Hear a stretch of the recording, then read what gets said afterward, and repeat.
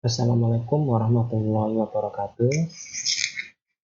Kali ini kami dari perpustakaan akan memberikan panduan cara unggah mandiri di repositori Universitas Dinamika. Proses unggah mandiri di repositori ini bisa dilakukan jika Anda sudah melewati proses unggah mandiri di Google Drive. Jadi bagi teman-teman mahasiswa yang sedang pengumpulan tugas akhir, baik itu LKP, PA, PSI maupun TA, nantinya semua akan diunggah di repositori Universitas Dinamika. Untuk unggah file yang di repositori ini diusahakan menggunakan file yang sebelumnya sudah diunggah di Google Drive. Jadi jangan file yang baru, karena file yang di Google Drive itu sudah di approve ya, sudah di ACC oleh staf perpustakaan, jadi itu seharusnya yang paling benar. Baik, kita langsung mulai saja cara unggahnya. Sebelumnya Anda harus cek dulu email Anda di @dinamika.ac.id. Situ akan Anda mendapatkan user, password, dan subjek. Jika sudah, Anda bisa klik login di pojok kiri atas, kemudian masukkan username dan password yang sudah Anda terima. Karena ini saya percobaan, saya menggunakan user ini, user percobaan. Nantinya ini adalah NIM Anda, usernya ini NIM, passwordnya password yang sudah diberikan. Kemudian saya klik login di sini. Ya, ini adalah tampilan awal, tampilan dashboard dari repositori. Di sini Anda hanya boleh melakukan satu kali klik new item. Jika memang Anda akan mengunggah dua karya, misalkan periode ini adalah LKP, Anda cukup satu kali new item, LKP dulu. Lalu semester depan misalkan Anda tugas akhir, maka Anda bisa login lagi dan klik new item untuk yang tugas akhir. Jadi di sini nanti harusnya hanya ada dua, tidak boleh lebih dari dua. Ya, itu diingat-ingat. Karena jika Anda melakukan lebih dari dua new item, maka kami bisa mengetahuinya dan itu menyebabkan proses pengecekan Anda bisa lebih lama karena Anda sudah melanggar ketentuan yang sudah diberikan oleh perpustakaan. Baik, dari sini saya langsung aja klik new item. New item ini adalah nomor artikel Anda. Ingat-ingat ya, ini adalah nomor artikel Anda. Nomor artikel ini harap diingat-ingat karena nanti ini juga menjadi sebagai tanda bukti bahwa Anda sudah melakukan unggah karya ilmiah. Ini masih artikel. Sekarang pada tipe item ini kita pilih yang thesis. Setelah kita pilih thesis, kita akan next. Maka dia akan berubah menjadi thesis. Jadi tadi artikel, sekarang menjadi thesis tapi dengan nomor yang sama. Di sini adalah proses upload. Jadi ada tipe, ada upload, ada details, ada subjek, dan ada deposit. Sekarang proses kedua adalah upload.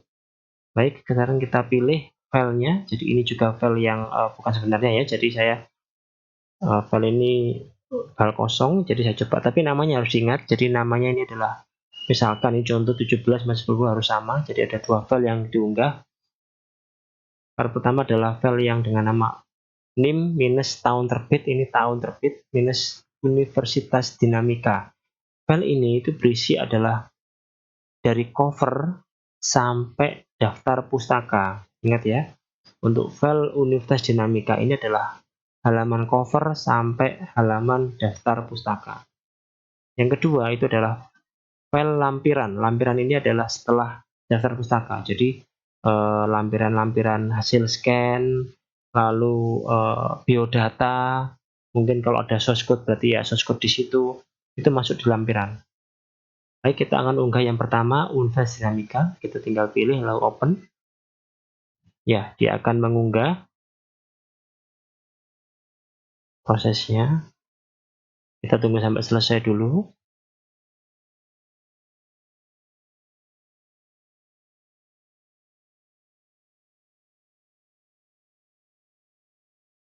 Baik, ini sudah masuk filenya, NIM tahun terbit universitasdinamika.pdf.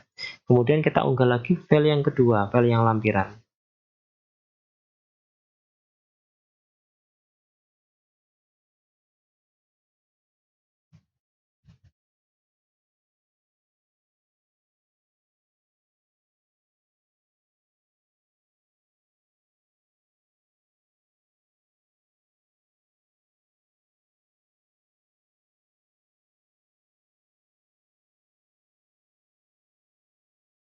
Baik, ini sudah dua file yang terunggah. Setelah di sini kita harus setting hak akses dari masing-masing file. Di sini bisa Anda lihat pada file Universitas Dinamika ini ada kotak khusus ini, bagian ini. Di situ ada show option. Nah, di sini kita klik show option untuk bagian dari file Universitas Dinamika. Di sini untuk konten itu kita pilih yang accepted version ya, ingat ya. Oke, tipenya teks. Lalu untuk visible to kita pilih yang anyone. Jadi ada 3 opsi di sini. Kita pilih yang anyone. Berikutnya, jika kita sudah setting ini, sekarang kita berpindah untuk file yang kedua, di file lampiran. Kita klik show option, kita turun ke bawah. Kontennya sama accepted version, tapi untuk visible to-nya kita pilih yang register user only. Ingat ya, yang di atas itu adalah visible to anyone untuk Universitas Dinamika. Untuk yang lampiran itu adalah visible to-nya register user only. Jika sudah, kita klik next. Baik, di sini adalah halaman details. Halaman detail ini Anda harus mengisi dengan benar. Jadi pada buku laporan karya ilmiah Anda, biasanya judul itu adalah besar semua. Ingat ya, judul itu besar semua. Untuk pengisian di repositori ini, itu sedikit berbeda. Di sini semua judul harus capitalize is word. Jadi untuk bagian keduanya adalah besar. Baik, kita akan coba entry, misalkan judulnya adalah LKP. Jadi depannya harus kita kasih tanda. Jika Anda mengunggah untuk file LKP, maka kita harus ketikkan LKP.2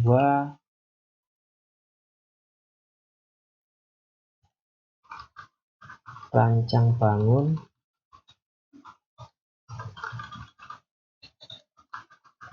sistem informasi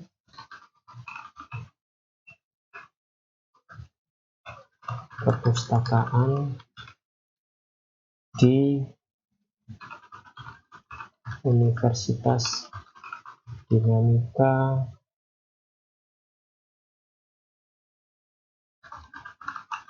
menggunakan teknik aset misalnya. Oke, ini adalah contoh judulnya ya, bisa dilihat di sini. Dan harap diingat bahwa judul ini untuk semua kata penghubung itu nanti menggunakan huruf kecil, kecuali yang judul-judul yang lain. Jadi misalkan nanti ada yang judulnya menggunakan kata dengan, pada, di, untuk, itu nanti hurufnya adalah kecil semua. Nanti misalkan kalau ternyata ada misalkan mengerjakan LKP-nya di PT atau CV tertentu, maka ini harus kita ganti. Misalkan seperti ini di CV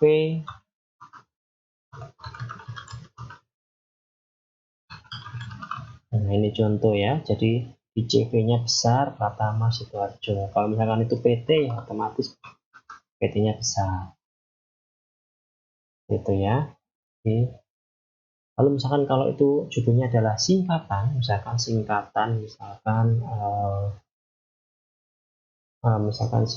adalah misalkan kayak TA gitu ya. TA itu kan jelas-jelas tugas akhir misalkan.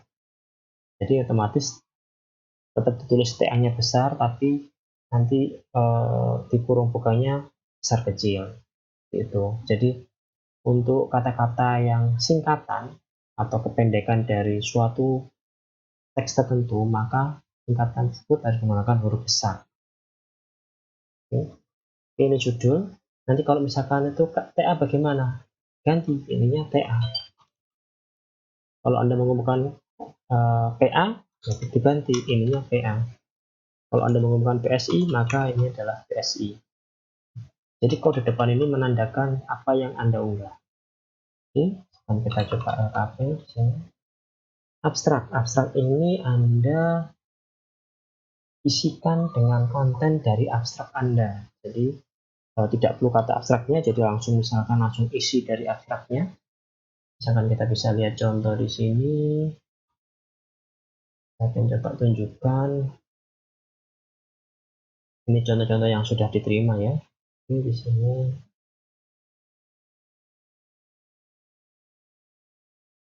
Nah, ini abstraknya. Jadi langsung isinya abstrak. Jadi di sini misalkan contohnya, misalkan ini abstrak.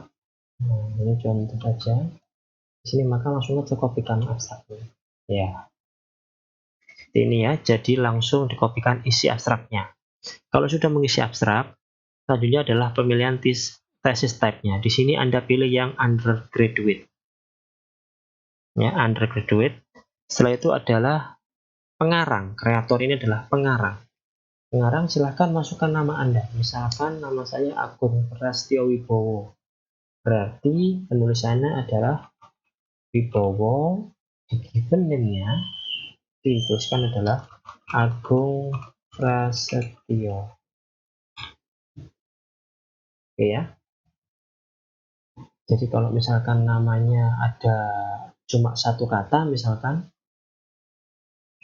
hanya Sutanto, oke. Jadi kalau namanya hanya satu, berarti family name di si Sutanto, given name-nya juga ditulis Sucanto.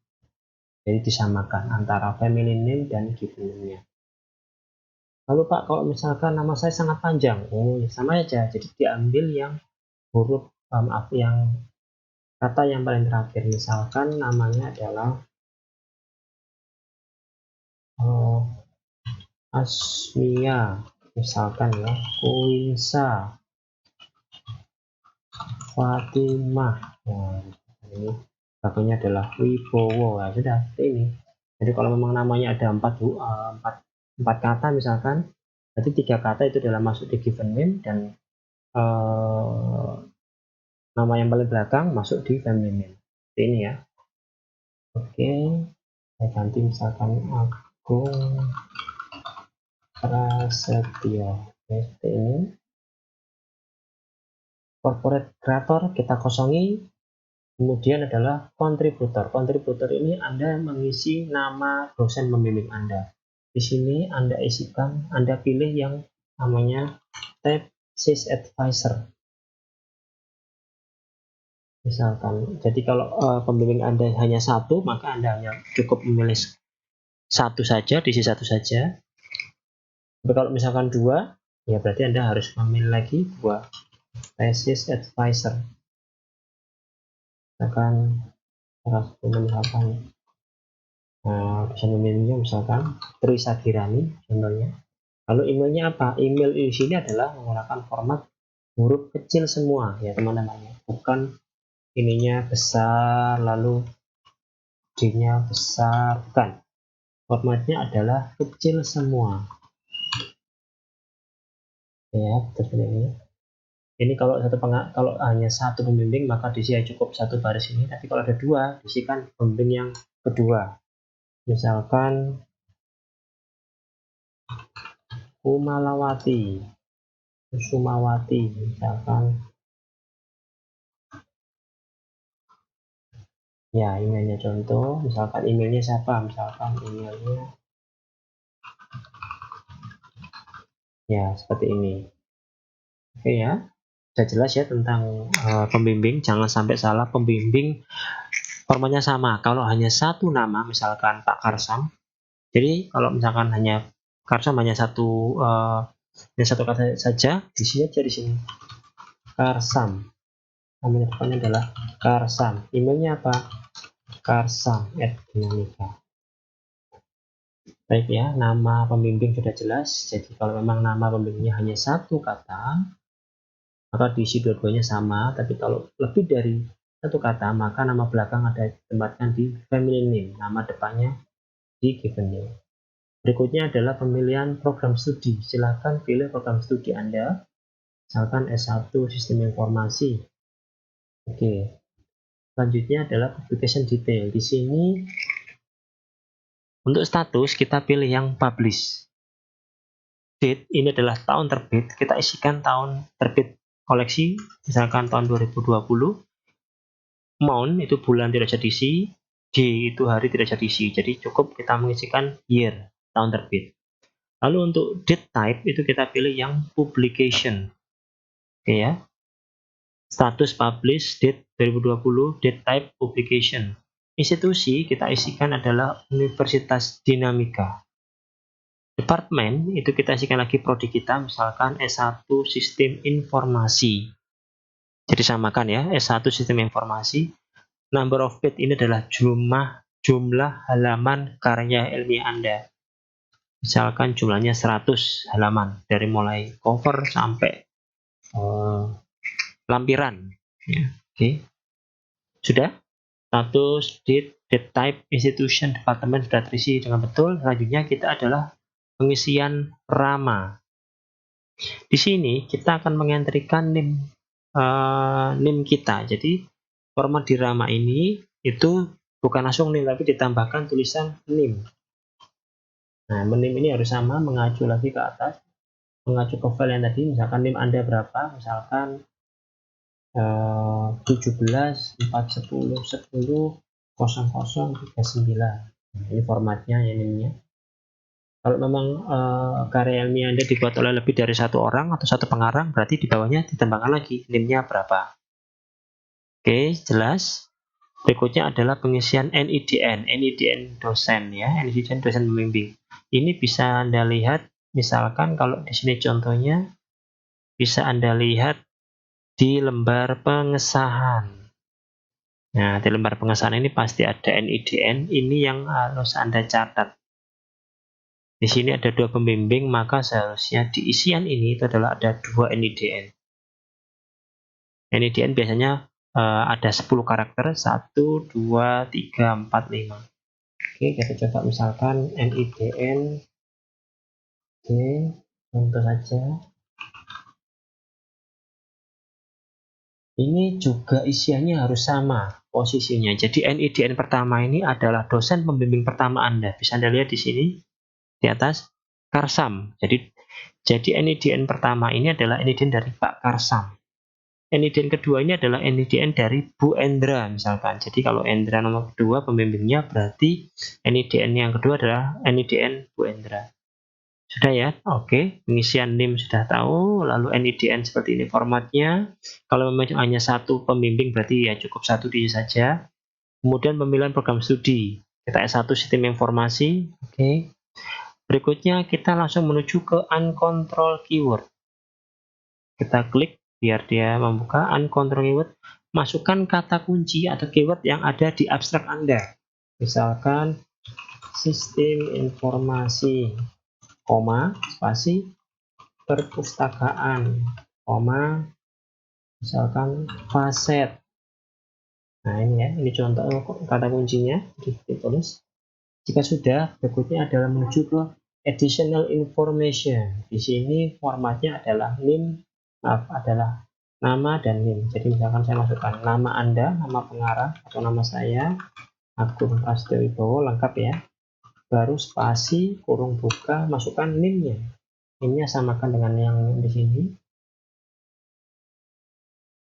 Ini contoh kita copy di sini.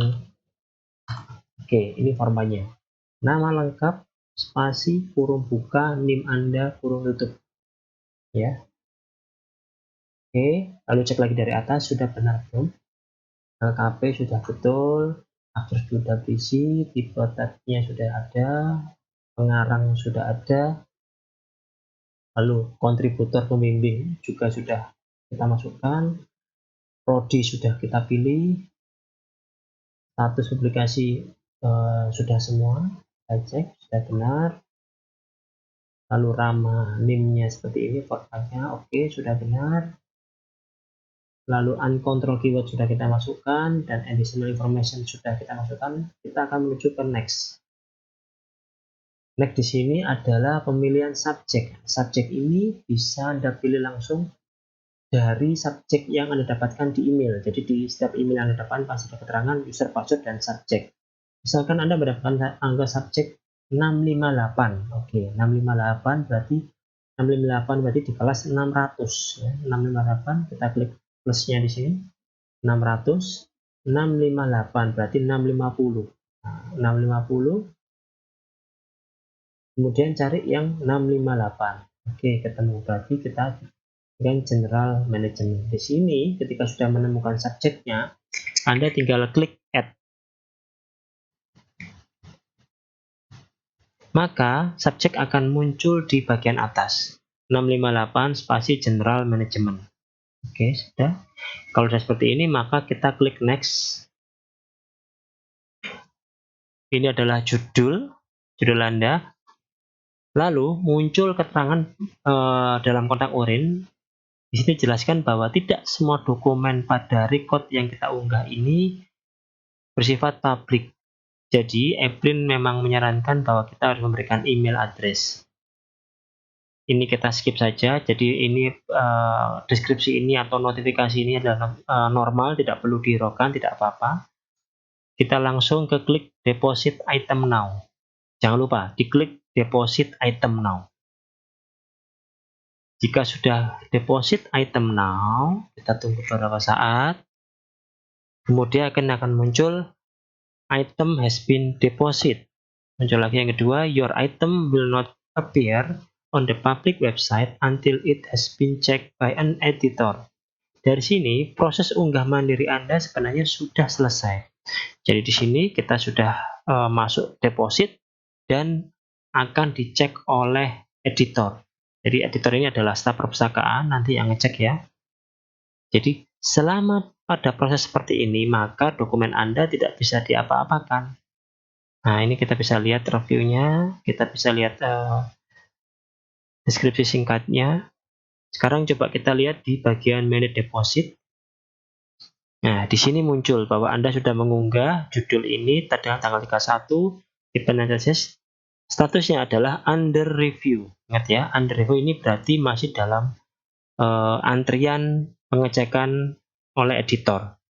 Ini kalau kita view, kita tidak bisa apakan, kita hanya bisa melihat di sini. Oke. Nah, hanya bisa melihat saja. Tidak usah klik yang lain, jadi kita cukup preview saja. Ya, jangan klik ini juga. Sangat tidak sarankan untuk melakukan klik di antara ini. Kita klik langsung preview. Jadi di sini kelihatan bahwa prosesnya itu Anda masih dalam under review.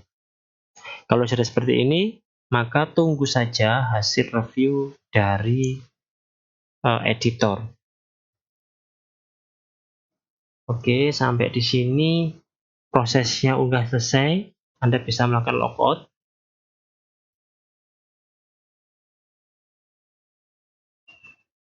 Dan tunggu email selanjutnya. Jadi nanti pada video selanjutnya saya akan berikan contoh bagaimana jika Anda menerima email bahwa dokumen yang Anda unggah itu perlu direvisi. Lalu apa yang harus dilakukan ketika Anda menerima email seperti itu? Jadi nanti Anda bisa lihat pada video selanjutnya cara melakukan revisi dan setelah revisi lalu apa yang harus dilakukan agar bisa masuk ke antrian review editor lagi. Baik, cukup sekian. Terima kasih. Wassalamualaikum warahmatullahi wabarakatuh.